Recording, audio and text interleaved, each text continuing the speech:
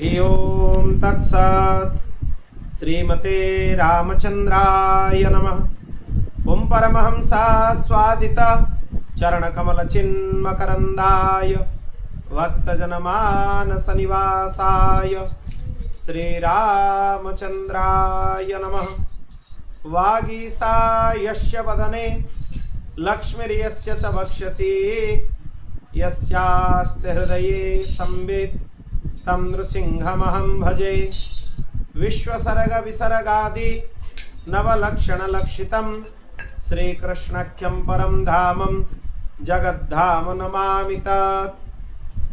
प्रह्लाद नारद पराशर पुंडरीक व्यासंबरीश सुख सौनक भीष्मदलभ्यं रुक्मांगदार्जुन वसिष्ठ विभीषणादीन् पुण्यानिमन् परम भागवतं नमामि। श्री सीतानाथ समारंभं श्रीरामानंदार्य मध्यमम् अस्मदाचार्य पर्यन्तं वन्दे श्री गुरु परंपरां। नारायणं नमस्कृत्य नरं चैव नरोत्तमं देवीं सरस्वतीं व्यासं ततो जयमुदीरयेत्। गोविंद जय जय गोपाल जय जय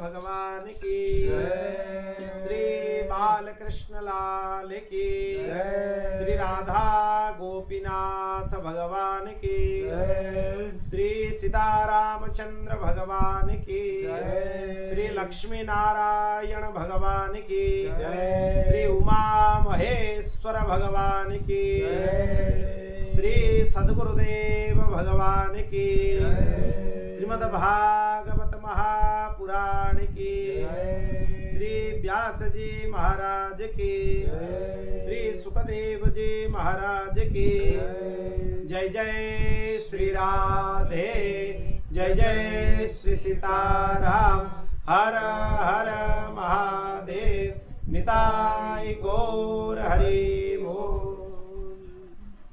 अनंत कोटि ब्रह्मांड नायक परात्पर अखिलेश्वर भगवान श्री बालकृष्ण लाल की महती कृपा करुणा से आज हम श्रीमद् भागवत कथा के 18वें दिवस अष्टादश सत्र में प्रवेश कर रहे हैं। कल भगवान के दिव्य जन्मोत्सव और नंदोत्सव का उत्सव हमने मनाया था। नंदोत्सव के अवसर पर नंद राजा सबको दान दिए। दान कहाँ करना चाहिए, कहाँ नहीं करना चाहिए, उसके लिए शास्त्रों में वचन मिलता है, अदत्त दानात् भवेत् दरिद्रो दरिद्र भावात् प्रकरोति पापम पाप प्रभावात् नरकं प्रयाति पुनर्दरिद्र पुनरेव पापी। अगर जिसको दान नहीं देना चाहिए उसको आप दान देते हैं तो आपको दरिद्र होना होगा, और दरिद्र होने से आप पाप करेंगे, पाप के कारण आपको नरक जाना होगा। इसी तरह बार बार दरिद्र होंगे और बार बार पाप करते रहेंगे। इसलिए अपात्र में, कुपात्र में कभी भी दान नहीं देना चाहिए। और सत्पात्र में दान करने से क्या होता है? सत्पात्र दानाच्च भवेत् धनाढ्यो धनाढ्य भावाच्च करोति पुण्यम पुण्य प्रभावात् त्रिदिवं प्रयाति पुनर्धनाढ्य पुनरेव दाता।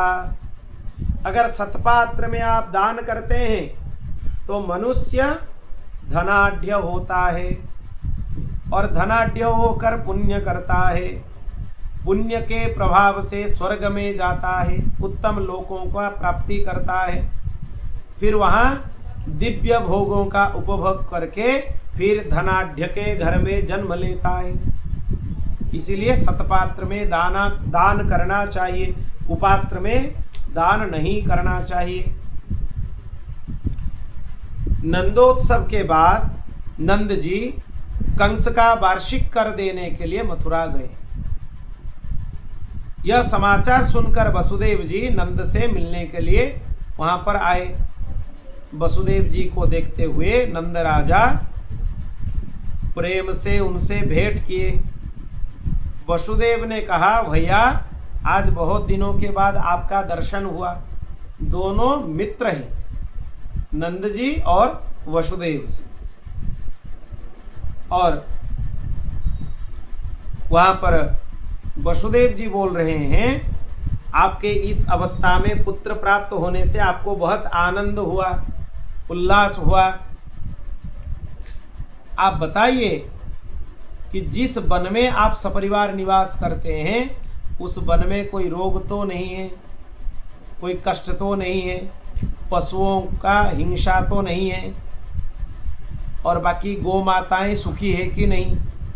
नंद जी ने बताया, हे भैया वसुदेव, भगवान की कृपा से सभी सर्वत्र आनंद छाया हुआ है, कोई कष्ट नहीं है, कोई दुख नहीं है, गौ माताएं भी सुखी है, सब प्रजा भी वहाँ पे सुखी है।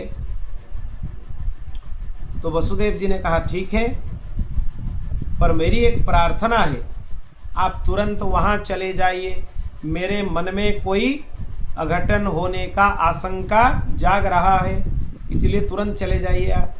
सत्पुरुषों के मन में, उनके अंतःकरण में अगर कोई अघटन घटने जा रहा है, उनके मन में प्रेरणा आ जाते हैं कि यह करना चाहिए या नहीं करना चाहिए। वहाँ से समझ लेना चाहिए किसी को भी, हमें क्या करना चाहिए क्या नहीं करना चाहिए, उनके वचनों से समझ जाना चाहिए। नंद जी को वसुदेव जी बोल रहे हैं, मुझे कुछ आशंका हो रहा है, अशुभ का आशंका हो रहा है, इसीलिए आप तुरंत चले जाइए।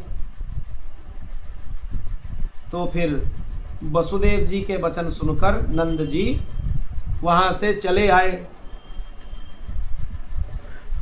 यहाँ पर सुखदेव जी वर्णन करते हैं, नंदः पतिवच सौरेर नम्रशेति विचिन्तयन् हरिं जगाम शरण्य मुत्पाता गमशंकितः। उनके वचनों की आशंका से भगवान का ध्यान करते हुए नंद जी गोकुल आ गए, भगवान का ध्यान किए, हरिम जगाम शरण, भगवान के शरणागत हो गए। इसका मतलब यह है, कोई विकट परिस्थिति कभी आए तो भगवान का शरणागत तुरंत हो जाना चाहिए। और कंसेन प्रहिता घोरा पूतना बालघातिनी, कंस बालघातिनी पूतना को एक भयंकर राक्षसी थी, उसको गोकुल भेज दिया। वो बालकों को मारती, इधर उधर घूमती हुई अपने माया से एक सुंदर स्त्री का रूप धारण करती हुई वहाँ पर आ गई, गोकुल में प्रविष्ट हुई। वस्त्र आभूषण सुंदर पुष्पों से श्रृंगार की थी। लोग समझ रहे थे साक्षात भगवती लक्ष्मी तो नहीं आई, वो हाथ में कमल की फूल और ली थी। लोगों को भ्रम होने लगा कि लक्ष्मी जी आई हैं लाला को मिलने के लिए। यह सोचने लगे। यह सबको मोहित कर दिया। इसको देखने से किसी को पता नहीं चला कि क्या हुआ है, कौन आया है। इसीलिए किसी ने उसको रोका नहीं। वो चलता हुआ नंद भवन आ गया, गोकुल पहुंच गया और वहां पे नंदराजा के अंतपुर में प्रवेश कर गया और सैया पर लोटे हुए एक विलक्षण बालक को देखा। और भगवान ने जब बालघातिनी पुतना का दर्शन किए, भगवान अपने नेत्र बंद कर दिए। अपने नेत्र क्यों बंद किए, उसके ऊपर संतों का, महापुरुषों का अलग अलग भाव, बहुत अच्छा सुंदर भाव दिया गया है। चराचरात्मा स निमीलिते क्षणः, भगवान अपने नेत्रों को बंद कर दिए। क्यों बंद किए? भगवान ने सोचा कि नेत्र मिलने से प्रीति हो जाती है, फिर किसी प्रीति होने के बाद किसी प्रेमी का अनिष्ट नहीं करना चाहिए। अगर मुझसे पुतना का प्रीति हो जाए फिर उसके बाद हम उसका वध करें, यह सर्वथा अनुचित है। इसीलिए भगवान अपने नेत्रों को बंद कर दिए। विषपान करने पर शिव जी के ऊपर विष का कोई प्रभाव नहीं हुआ। ऐसे ही भगवान नेत्र बंद करके भगवान सदाशिव को ध्यान किए कि हम दुग्ध का भोग लगाएंगे, आप विष का भोग लगाइए। इसलिए भगवान नेत्र बंद किए। तीसरे भाव यह है, भगवान ने यह विचार किया कि दर्शन तो अच्छी वस्तुओं का किया जाता है, यह बालघातिनी दुष्ट राक्षसी है, यह दर्शन के योग्य नहीं है, इसलिए भगवान अपने नेत्र बंद कर दिए। चौथा भाव इसमें यह है कि अपने बाल्यकाल की सार्थकता करने में भीरुत्व ज्ञापन करने के लिए अपने नेत्रों को बंद कर दिए। जो बाल्य सुलभता जिसको बोला जाता है, उसको प्रदर्शन करने के लिए भगवान अपने नेत्रों को बंद कर दिए। और भी भाव है उसमें, भगवत दृष्टि से राक्षसों के मन में भय उत्पन्न हो जाता है। भगवान बोले अगर हम नेत्रों से देख लेंगे तो पुतना के अंदर भी भय आ सकते हैं, इसलिए उसको मारा नहीं जा सकता है, इसीलिए नेत्र बंद कर दिए। और यह भी भाव है कि भगवान सोचे कि दूध पिलाने का काम माता की है और यह अगर हमें दूध पिलाएगी ये माता ही बन जाएगी, उसके बाद इसका वध करना शास्त्रों का विरुद्ध है, क्योंकि माता का वध नहीं करना चाहिए। इसलिए भगवान अपने नेत्रों को बंद कर दिए। विश्वनाथ चक्रवर्ती पाद यही भाव लिखे हैं सारा अर्थदर्शी में। क्या लिखे हैं? मातृभाव दर्शिकाया तस्याः स्वकर्तृकवधे लज्जानुपपत्तेः।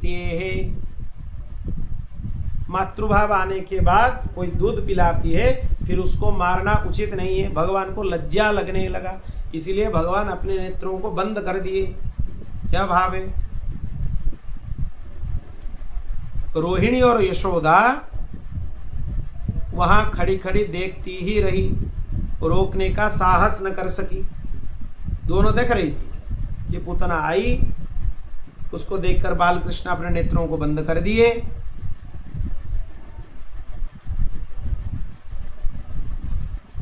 उसने भयंकर विष लगा हुआ अपने स्तन नंदलाल के मुख में डाल दिया।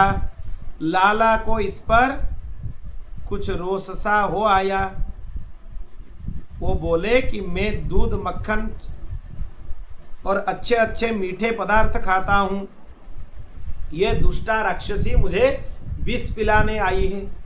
यह सोचकर मन ही मन भगवान उसका स्तन को जोर से पकड़ लिया, दूध पी लिया, उसके साथ उसका विष भी पी लिया। फिर उसका प्राणों को खींचने लगे भगवान, उसी मार्ग से प्राण खींचने लगे। वो बड़ी जोर से चिल्ला उठी, सामुंच मुंचालमिति ग्रभाषिणी निष्पीड्यमानाखिल जीव मर्मणि विवृत्य नेत्रे चरणौ भुजौ मुहुः प्रस्विन्न गात्रा क्षिपतिरुरोधः। अरे पूतना, छोड़ छोड़, बस छोड़ छोड़। ऐसे बिलखिलाती मर्म पीड़ित पूतना हाथ पैर भूमि पर पटकती चिल्ला चिल्ला कर रोने लगी, और उसके मुंह से यह निकल रहा था पूतना पूतना, मतलब मुझे छोड़ दे पुत्र, मुझे छोड़ दे। इसलिए उसका नाम पड़ गया पूतना। सारे नक्षत्र मंडल आकाश मंडल कांप उठे, कंपित हो उठे, पाताल और दिशाएं भी गुंज उठी। गोप गोपियां मूर्छित होकर पृथ्वी पर गिर पड़ी। वेदना से पुतना के नेत्र बाहर निकल पड़े और छटपटाकर उसके प्राण पखेरु उड़ गए। भगवान को लेकर वो मथुरा के तरफ दौड़ने लगी थी। भगवान सोचने लगे कि इसको अगर हम गोकुल में मारेंगे, पुतना की लंबाई कितना है, कितना है पुतना की लंबाई? 6 कोस है। 1 कोस 3 किलोमीटर, 6 कोस मतलब कितने किलोमीटर? 18 किलोमीटर।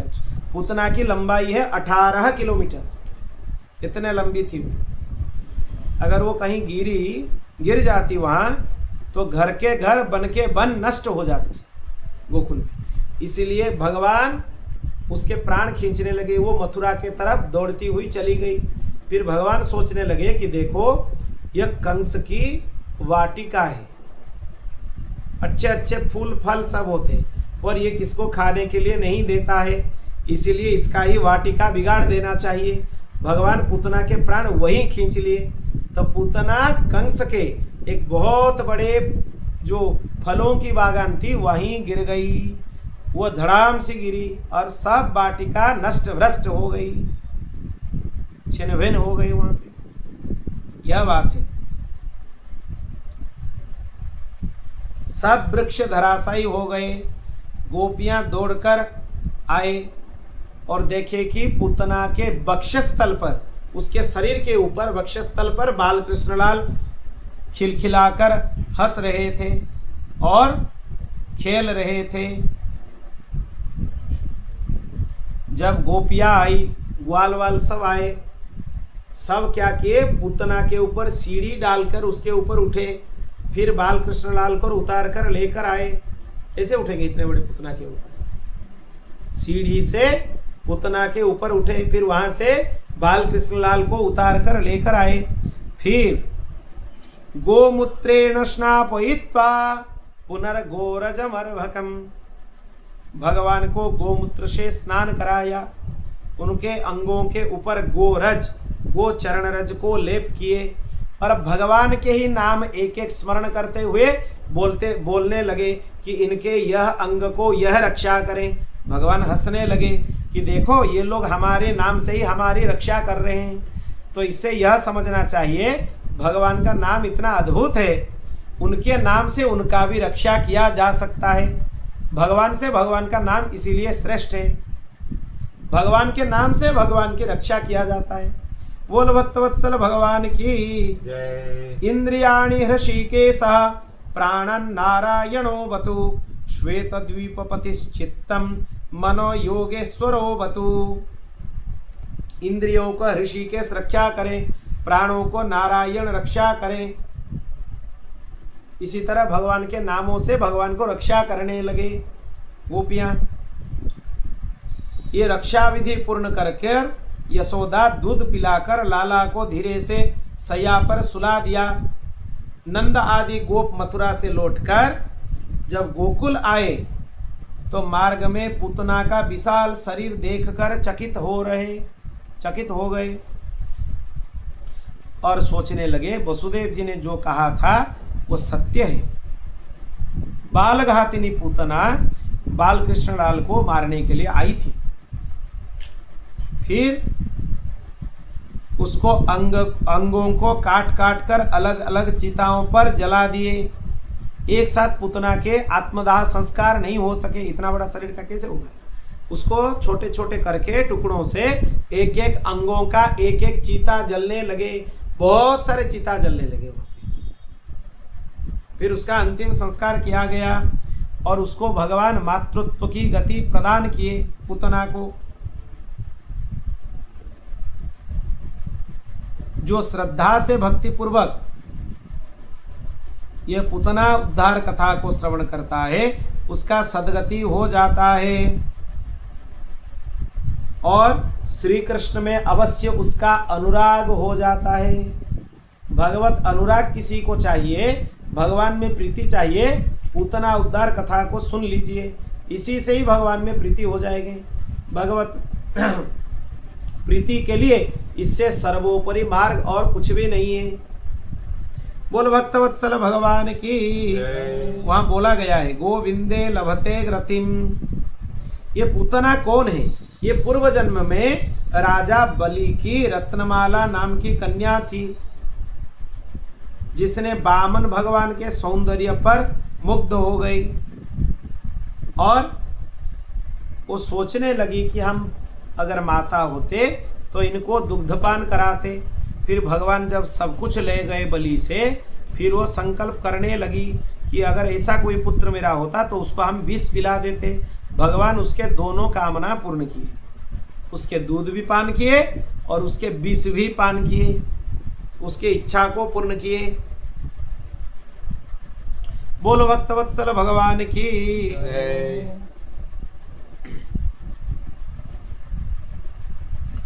और एक चीज भी आनंद रामायण के हिसाब से है, गर्ग संहिता में भी है यह चीज। बले परम भक्तस्य सुतायै वामनो हरिः मनोरथस्तुते भूयान मनश्यापि वरम ददौ। ये गर्ग संहिता में है। आप पूछेंगे ना पूर्व जन्म की कथा कहाँ से आया, ये तो भागवत जी में नहीं है, ये गर्ग संहिता में है। बहुत सारा चीज दूसरे ग्रंथों से भी यहाँ पे संदर्भ लेना चाहिए, तब चरित्र समझ में आएगा। आनंद रामायण में एक चरित्र है, सीता जी का जो निंदक रजक तथा कैकेयी की दासी मंथरा, ये दोनों ही कृष्णावतार में रजकी हुए। वो रजक हुआ और मंथरा पूतना हुई। वो मंथरा ही पूतना बनी है। यह आनंद रामायण में है, विशेष चीज है ये। रामावतार के साथ पूतना लीला की भी संयोग है। पूर्व जन्म के वैर के कारण वो भगवान श्री कृष्ण से मारा गया। कौन? मंथरा। वही मंथरा ही पूतना है। आदि पुराण में और दूसरे कथा आते हैं, उसमें यह लिखा है पूतना पूर्व जन्म में काल भीरु नामक ऋषि की कन्या चारुमती थी और महर्षि कक्षीवान की पत्नी थी। पति के परदेश जाने पर यह एक शूद्र से अनुचित संबंध बना ली। उस पर क्रुद्ध होकर महर्षि ने उसको राक्षसी होने का शाप दिया और यह बोला कि भगवान श्री कृष्ण द्वापर युग में तुम्हारा उद्धार करेंगे। उसी अभिशाप के कारण चारुमती पूतना बनी थी। ये आदि पुराण में लिखा हुआ है। ऐसे दूसरे पुराणों में बहुत सारे कथा मिलते हैं इसके लिए। राजा परीक्षित ने कहा भगवान विविध अवतार धारण करके मनुष्य के कर्णप्रिय जो नाना प्रकार के चरित्र किए हैं, उनके श्रवण से तृष्णा की निवृत्ति होती है, अंतःकरण शुद्ध होते हैं, भगवत भक्ति जागृत होता है। इसीलिए आप भगवान के मंगलमय चरित्र सुनाइए। फिर सुखदेव जी महाराज बोले, राजन, एक दिन नंद राजा के भवन में भगवान के अंग परिवर्तन और जन्म नक्षत्र उत्सव हो रहा था। अंग परिवर्तन मतलब एक कर में आना, दक्षिण में नहीं तो वाम में। और उस उत्सव के कारण बहुत सारे गोकुल में स्त्रियां पुरुष एकत्र हुए थे और यशोदा ने उन सब के बीच में अपने लाला का अभिषेक कराया। ब्राह्मणों ने स्वस्ति वाचन किया। नंद राजा बहुत सारे भेंट दक्षिणा भी दिए। लाला के नेत्रों में कुछ झपकी सी आने लगी, नींद आ गई। और यह देखकर यशोदा ने एक सकट के नीचे भगवान को झूला पर सुला दिया। एक झूला था, उसके नीचे ऊपर एक सकट था। संजात निद्राक्षम शीशयच्छनैहि। उसी समय कंस के द्वारा प्रेरित एक असुर पात्रों से लदी उस गाड़ी के ऊपर आ घुसा। उसका नाम था सकटासुर। वो आकर पहुंच गया। भगवान को मारने की इच्छा से बोझ द्वारा गाड़ी के पहियों को पृथ्वी में धंसाने लगा। इसी बीच लाल दूध पीने की इच्छा से रोने लगे, किंतु यशोदा आगंतुकों के स्वागत सत्कार में व्यस्त थी। उसको ठाकुर जी का रोना सुनाई नहीं दिया, पता नहीं चला। और भगवान जब सकट के ऊपर आरूढ़ होकर सकटासुर भगवान की तरफ बढ़ रहा था, भगवान अपने चरण कमल के थोड़े से स्पर्श में ही उसको उद्धार कर दिए। वो सकट उछाल कर आकाश मार्ग में चला गया स्पर्श पाकर। फिर वहां से ऊपर से धड़ाम होकर नीचे गिरा। श्री असुर निकंदन भगवान की जय।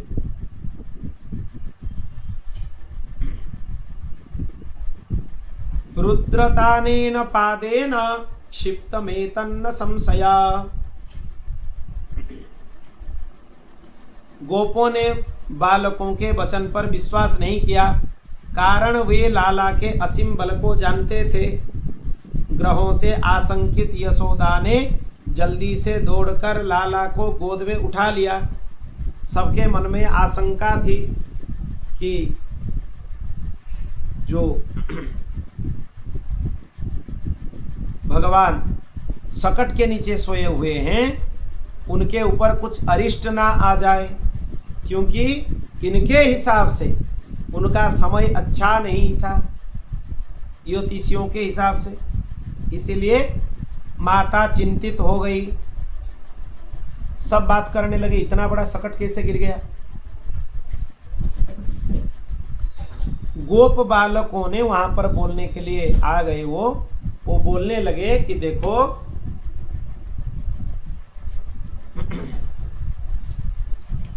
यहाँ जो सकट गिरा हुआ है वो किसी के द्वारा भी गिरा हुआ नहीं है, वो तुम्हारे लाला के चरण के स्पर्श से ऊपर से उछाल कर गिरा हुआ है। सब लोग देखकर हंसने लगे। वो लोग चिंता किए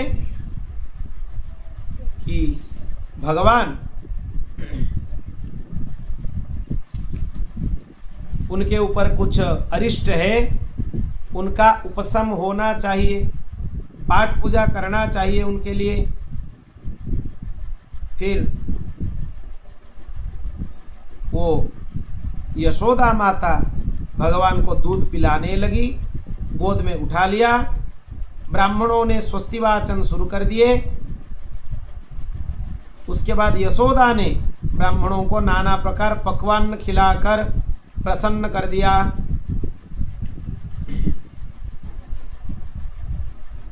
और बाल कृष्णलाल खुश हो गए, प्रसन्न हो गए। जितने गुरुजन आए थे सब बाल कृष्ण भगवान को आशीर्वाद देते हुए चले गए।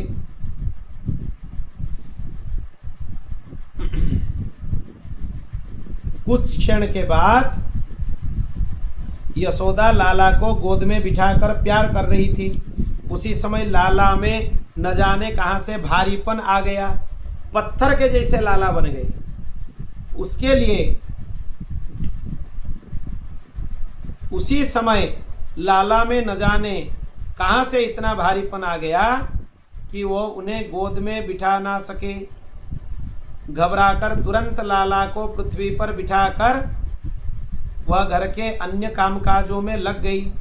इसी समय एक भयंकर आंधी आ गई। आंधी मतलब समझते हैं? बहुत बड़ा पवन का वलय, घूर्णी वलय जिसको हम बोलते हैं। फिर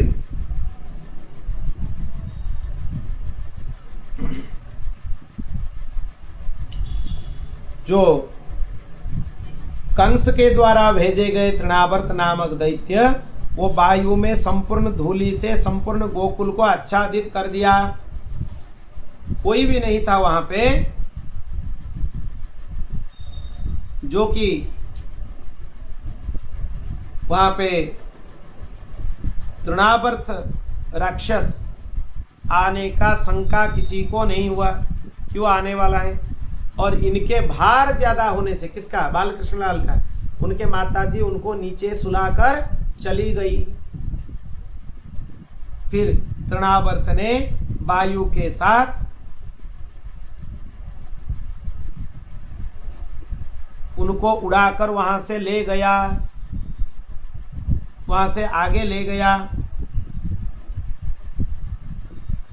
फिर लाला उसके गला को पकड़कर ऊपर से अटक गए और भगवान ने गला दबाकर तृणावर्त का उद्धार किया। बोल भक्तवत्सल भगवान की जय।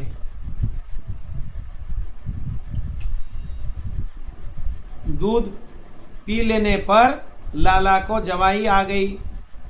फिर यशोदा ने लाला के खुले हुए मुख में आकाश, द्यावा, भूमि, नक्षत्र मंडल, दिशाएं, सूर्य, चंद्र, अग्नि, वायु, समुद्र, द्वीप, पर्वत, नदी, वन, स्थावर, जंगम, सभी प्राणियों में भगवान हैं। और लाला के जो तृणावर्त को वहां पर लेकर चले गए, तृणावर्त का उद्धार किया। फिर लाला नीचे आ गए और नीचे आने के बाद जब यशोदा माता उनको दूध पिला रही थी, उनके मुख में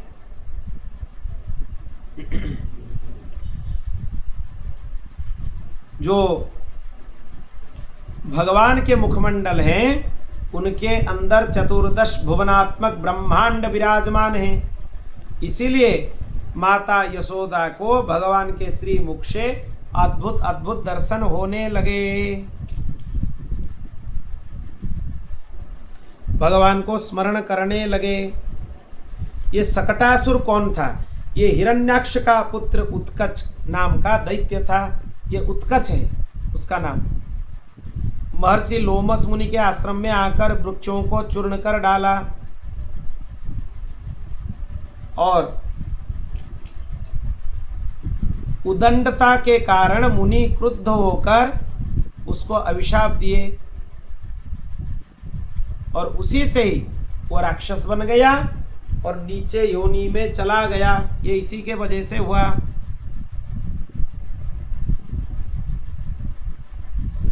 उस समय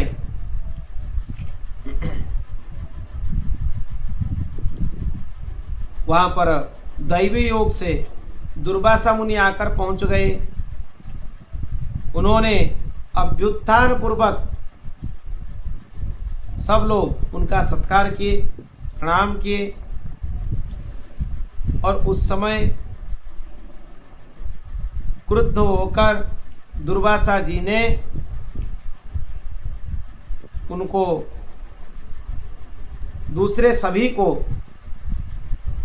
कुछ शब्दावलियों का व्यवहार कर रहे थे, जिसमें कि विचार रहना बहुत जरूरी है, जो कि सर्वथा अनुचित है।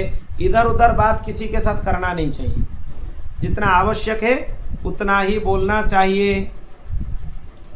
जब ये ज्यादा बोलने लगे पूर्व जन्म में, तब दुर्वासा ऋषि इनको अभिशाप दे दिए कि जा तू असुर हो जा। भगवान श्री कृष्ण जब अवतरित होंगे तब तेरा उद्धार करेंगे, द्वापर में तेरा उद्धार होगा। ये तब से वहां पर खड़ी हुई थी, अपेक्षा कर रही थी। फिर गर्गः पुरोहितो राजन यदूनम सुमहा तपः ब्रजम जगामनंदस्य वसुदेव प्रचोदितः। जैसे यदुवंशियों के पुरोहित गर्गाचार्य और वसुदेव जी दोनों की प्रेरणा से गोकुल में नंद जी के राजभवन में गए। नंद जी ने बड़े आदर सत्कार करके उनका पूजन किए। और बालकों का नामकरण की प्रार्थना की।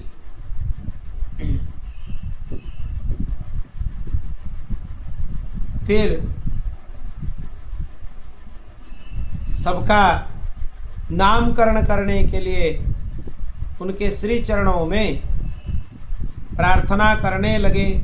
क्यों करने लगे? यहाँ पे एक विशेष चीज भागवत जी में लिखा हुआ है, ब्राह्मण जन्मना गुरु, जन्म से ही ब्राह्मण गुरुतुल्य हैं, आचार्य हैं। इसीलिए वो गर्गाचार्य जी के अभिवादन किए, स्वस्ति वाचन हुआ।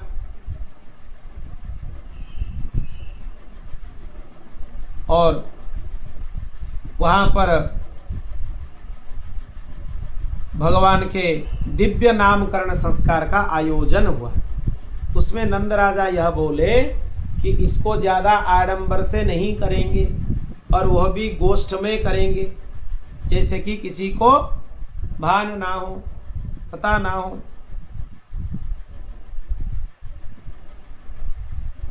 तो गर्गाचार्य जी ज्ञान के वारिधि हैं, पर जब दोनों माताएं अपने पुत्रों को लेकर आई तब उनको अदला बदली कर दी। वसुदेव जी को फिर जो रोहिणी माता के यहाँ थे वो थे भगवान श्री कृष्ण, और यशोदा माता के यहाँ जो थे वो बलराम जी। बलराम जी स्वभाव से बहुत सरल हैं, ज़्यादा दुष्ट नहीं थे, बहुत शांत थे। और जो भगवान श्री कृष्ण की कथा वो मधुराति मधुर हैं, अद्भुत हैं। इसीलिए भगवान शंकरषण देव को अपने साथ लेकर वनवास में गए थे, यह एक बात है। दूसरा चीज है, गर्गाचार्य जी जान लिए, वो बोलने लगे कि आप अदला बदली किए हैं, पर रोहिणी के पास जो है उनका नाम क्या होगा? शुक्ल कृष्ण तथा पीता इदानीं कृष्णतां गता। फिर उनको संकेत करते हुए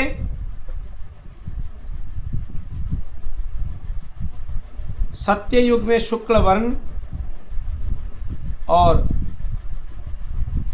जो कृतेश चतुर्बाहु वो त्रेता में रक्तपीत है। त्रेतायां रक्तवर्णशौ हिरण्यकेशः इत्यादि, और द्वापर में श्याम वर्ण है।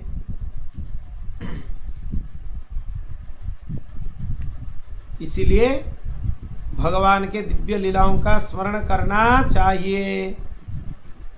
कुछ काल व्यतीत होने के बाद फिर बलराम जी और श्री कृष्ण दोनों भाई गोकुल में घुटनों के बल पर चलते हुए इधर उधर घूम घूम कर खेलने लगे। उनके पैरों, उन दोनों के पैरों में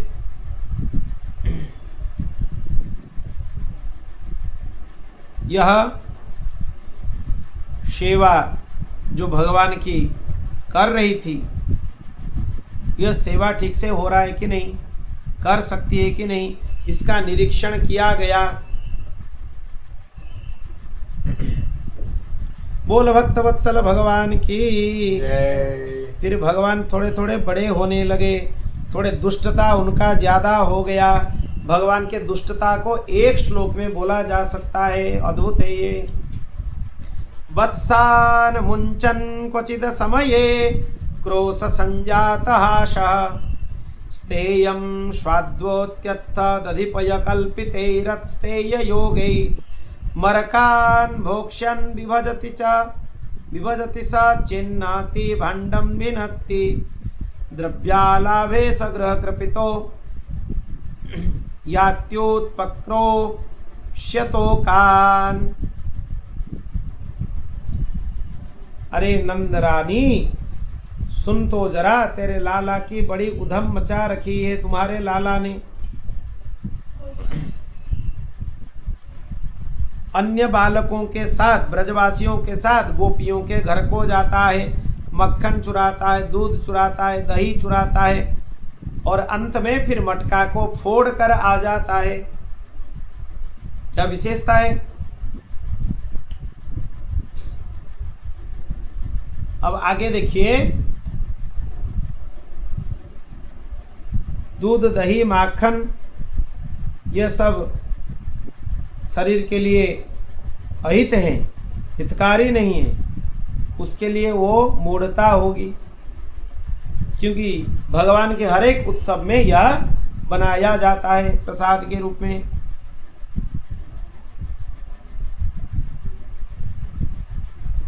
फिर छींकों पर रखे दूध दही के मटकों में नौकादार दंडों के छेद कर देती है, वहां से निकालकर सबके लिए दूध दही का प्रयत्न किया गया। वो छुपाकर बहुत सारे रखे हुए थे अपने घर में, सुंदर सा। भगवान क्या करते हैं देखिए, जब छोटी छोटी गोमाताओं को चारण करने के लिए लेकर जाते हैं, छोटे छोटे गोमाता गो सेवा के लिए, वत्सान मुंचन क्वचित समये क्रोश संजातः सः। वत्सान, फिर मुंचन, मुक्त होने की इच्छा। इसी प्रकार भगवान से नित्य निरंतर उनका स्मरण करना चाहिए, उनके चिंतन करना चाहिए। और जो नंदरानी, जो उनके जो पुत्र है उसको अधम समझते हैं, फिर असमय में जाकर बछड़े खोल दिए जाते हैं, वे सब दूध पीती है। फिर वहां से अगर कुछ दुष्कर्म जिसको बोला जाता है उसमें कोई लिप्त हो तो उसको पृथ्वी माता दंड देती है। दंड तो मिलेगा ही, असुर स्वभाव होने से दंड मिलेगा। फिर कुछ दिन तक वहां पर निवास करने लगे।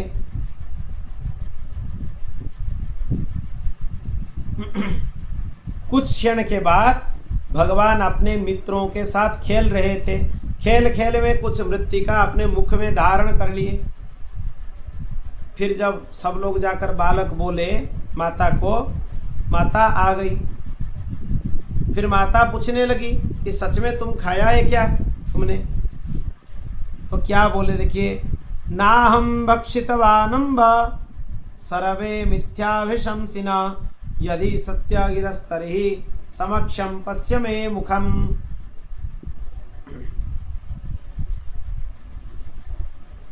यहाँ पे भगवान को सुख पहुंचाने के लिए किसी की बात पर नहीं मानती है।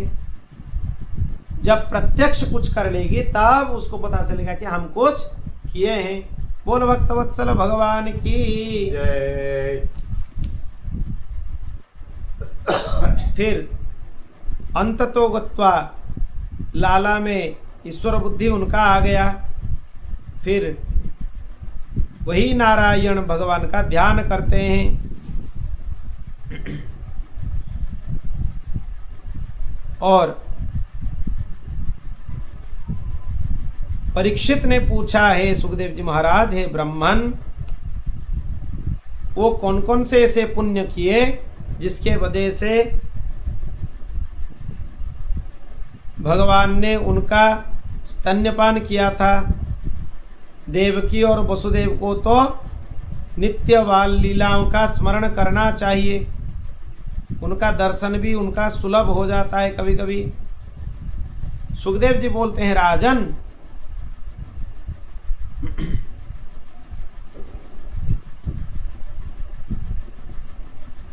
अब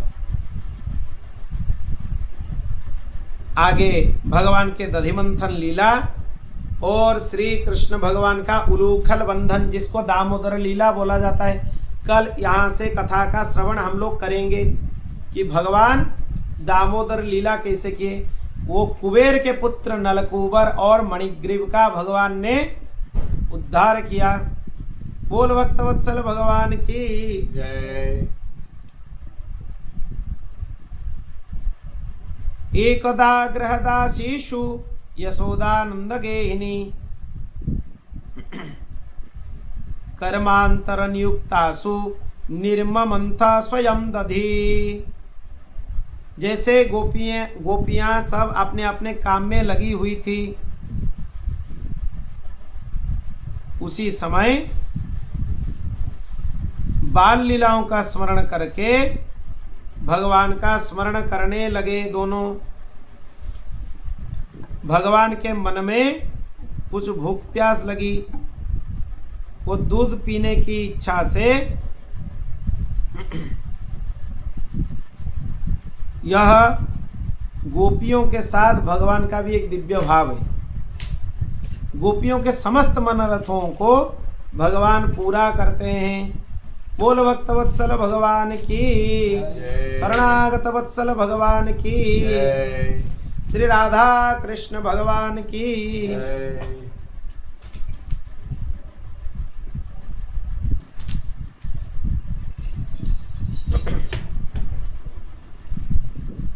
यहाँ दोनों का उद्धार तो हो गया। किस किस का?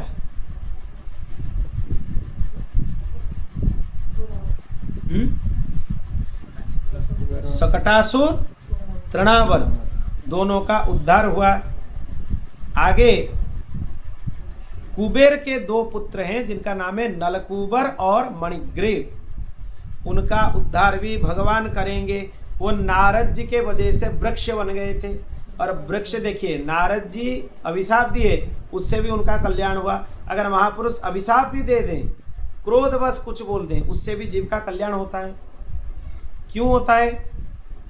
क्योंकि उस परिस्थिति में अपने चित्त के ऊपर उतना बाह्य प्रभाव नहीं आता है, और आना नहीं भी चाहिए। इसी तरह भगवान के लीलाओं का समीक्षा करना चाहिए। कल हम लोग फिर श्रवण करेंगे नलकूबर मणिग्रीव के साथ क्या हुआ। भगवान उनके ऊपर कृपा कैसे किए। नारद जी का अभिशाप भी मिला, वृक्ष भी बने, इधर उधर नहीं बने, नंद राजा के नंद भवन के सामने बन गए। तो महापुरुष का अभिशाप भी सबके लिए वरदान हो जाता है। बोल भक्तवत्सल भगवान की, शरणागत वत्सल भगवान की। श्री कृष्ण गोविंद हरे मुरारे, हे नाथ नारायण वासुदेवा। कृष्ण गोविंद हरे मुरारे,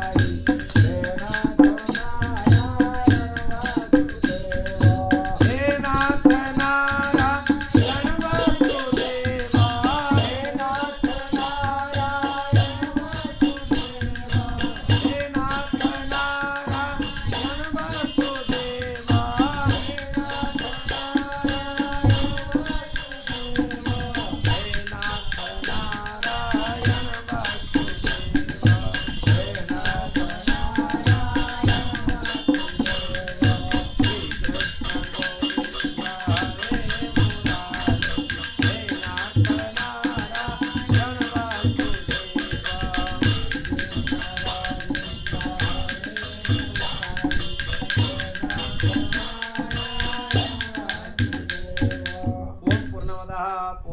पूर्णात् पूर्णमुदच्यते पूर्णस्य पूर्णमादाय पूर्णमेवावशिष्यते। हरि ओम शांति शांति शांति।